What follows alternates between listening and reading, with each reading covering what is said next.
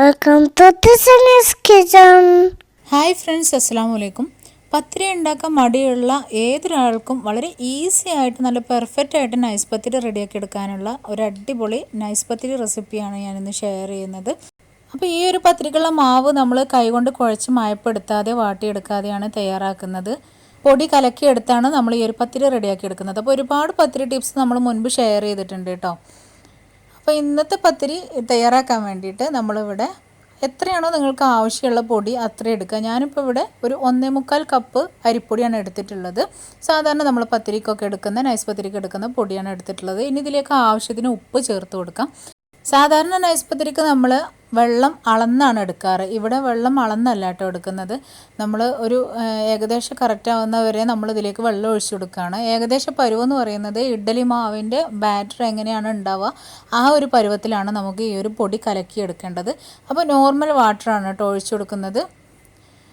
Room ടെമ്പറേച്ചറിലുള്ള വെള്ളമാണ്. അപ്പോൾ ചൂടുവെള്ളമൊന്നും ആവശ്യമില്ല. സാധാരണ വെള്ളം തന്നെ ഒഴിച്ചു കൊടുത്തിട്ട് നന്നായിട്ടൊന്നത് നല്ലൊരു മാവാക്കി നല്ലതായിട്ട് ലൂസാക്കി എടുക്കുക. അതായത് ആ ഒരു ഇഡ്ഡലി മാവിൻ്റെ ആ ഒരു പരുവത്തിൽ കലക്കിയെടുക്കുക.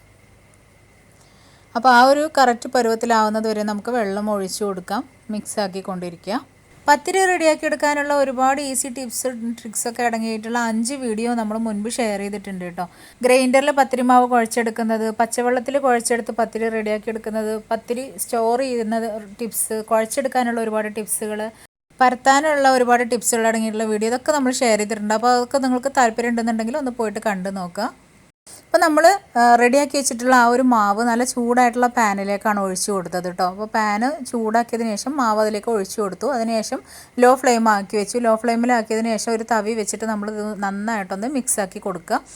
മിക്സാക്കി ആ ഒരു മാവ് തിക്ക് പരുവത്തിലായിട്ട് വരും. അപ്പോൾ നമുക്കത് മിക്സാക്കുമ്പോൾ തന്നെ അറിയാൻ പറ്റും ആ ഒരു മാവ് നല്ലതായിട്ട് തിക്കായിട്ട് നല്ല വെന്ത് വരുന്ന ഒരു പരുവം നമുക്കറിയാൻ പറ്റും. അപ്പോൾ അതാ കറക്റ്റ് പരുവത്തിലായിട്ടുണ്ട്. ഇങ്ങനെ ബോളായിട്ട് നമുക്ക് കിട്ടണം. ഇനി ഇതിനെ നമുക്കൊരു പാത്രത്തിലേക്ക് മാറ്റാം.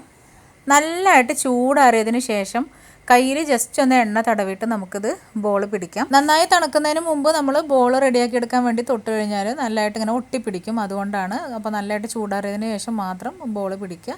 അപ്പോൾ ഓരോരുത്തരും റെഡിയാക്കുന്നതിനനുസരിച്ച് ചെയ്യുക കേട്ടോ. അപ്പോൾ ഞാനിവിടെ നല്ല നൈസ് പത്തിരിയാണ് റെഡിയാക്കി എടുക്കുന്നത്. അപ്പോൾ അതിനനുസരിച്ചുള്ള കുഞ്ഞു ബോളാണ് റെഡിയാക്കി എടുക്കുന്നത്. അപ്പോൾ ഓരോരുത്തരും ചെയ്യുന്നതിനനുസരിച്ച് സാധാരണ റെഡിയാക്കി എടുക്കുന്ന പോലെ ചെയ്യാം.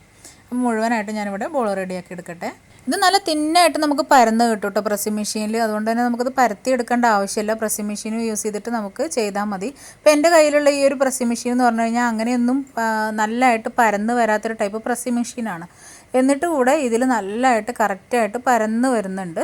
നല്ല വലുപ്പത്തിൽ തന്നെ കിട്ടുന്നുണ്ട്. അപ്പോൾ ഒരു കവർ വെച്ചിട്ടാണ് ഞാൻ സാധാരണ അതുപോലെ പത്തിരി പ്രസ് ചെയ്തെടുക്കാറ്. അപ്പോൾ അതുപോലെ ചെയ്യില്ലെന്നുണ്ടെങ്കിൽ നിങ്ങൾക്ക് ഓയിൽ സ്പ്രെഡ് ചെയ്തിട്ട് അങ്ങനെ ഡയറക്റ്റ് അതിൽ വെച്ച് കൊടുത്തിട്ടും ചെയ്തെടുക്കാം കേട്ടോ. അപ്പോൾ ഇങ്ങനെ ചെയ്യുമ്പോൾ പെട്ടെന്ന് തന്നെ നമുക്ക് പത്തിരി അതിൽ നിന്ന് എടുക്കാൻ പറ്റും. അതുകൊണ്ടാണ്. ഇനി നമുക്ക് സാധാരണ നമ്മൾ പത്തിരി ചെയ്തെടുക്കുന്ന പോലെ പത്തിരി പൊടിയിലിട്ടിട്ട് ഒന്ന് ഡിപ്പ് ചെയ്ത് നല്ലതായിട്ടൊന്ന് തട്ടിക്കൊടുക്കുക. ഇനി നമുക്കത് ചുടാനുള്ള പരുവത്തിന് ഈ ഒരു പത്തിരി ആയിട്ടുണ്ട്. ഇങ്ങനെ മുഴുവൻ പത്തിരി നമുക്കിതുപോലെ ചെയ്തെടുക്കാം. അപ്പോൾ നല്ലതായിട്ട് തിന്നായിട്ട് കിട്ടിയിട്ടുണ്ട്. എനിക്ക് സാധാരണ പത്തിരി ഉണ്ടാക്കുമ്പോഴൊന്നും ഇങ്ങനെ പ്രസ്സിംഗ് മെഷീനിൽ പരന്ന് കിട്ടാറില്ല. അപ്പോൾ ഈ ഒരു പത്തിരിപ്പൊടി നല്ലതായിട്ട് തന്നെ നമുക്ക് പരന്ന് കിട്ടുന്നുണ്ട്. ഇനി ഇത് നന്നായിട്ട് പൊങ്ങി വരുന്ന പത്തിരിയും കൂടിയാണ് കേട്ടോ. അപ്പോൾ നമുക്കത് ചുട്ടെടുക്കാം. സാധാരണ നമ്മൾ പത്തിരി ചുട്ടെടുക്കുന്ന പോലെ തിരിച്ചു മറിച്ചൊക്കെ ഇട്ട് കൊടുത്തിട്ട് ചുട്ടെടുക്കാം. അപ്പോൾ നല്ലതായിട്ട് തന്നെ പൊങ്ങി വരുന്നുണ്ട്. ഈ പത്തിരിയുടെ ടേസ്റ്റ് എന്ന് പറഞ്ഞു കഴിഞ്ഞാൽ സാധാരണ നമ്മുടെ പത്തിരിയുടെ നൈസ് പത്തിരിയുടെ ടേസ്റ്റ് തന്നെയാണ് കേട്ടോ. ടേസ്റ്റിലൊന്നും ഒരു മാറ്റമില്ല. കറക്റ്റായിട്ട് ആ ഒരു ടേസ്റ്റ് തന്നെ കിട്ടും.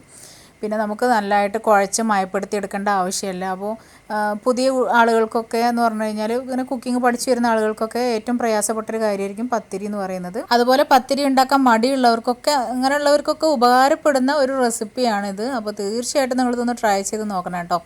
നല്ലതായിട്ട് പൊങ്ങി വരുന്ന നല്ല സോഫ്റ്റ് നല്ലതായിട്ടുള്ള നൈസ് പത്തിരിയാണ്. അതുപോലെ തന്നെ നമുക്ക് കുഴച്ചെടുക്കുക അല്ലെങ്കിൽ നല്ലതായിട്ട് മയപ്പെടുത്തി വാട്ടിയെടുക്കുകയൊന്നും വേണ്ട.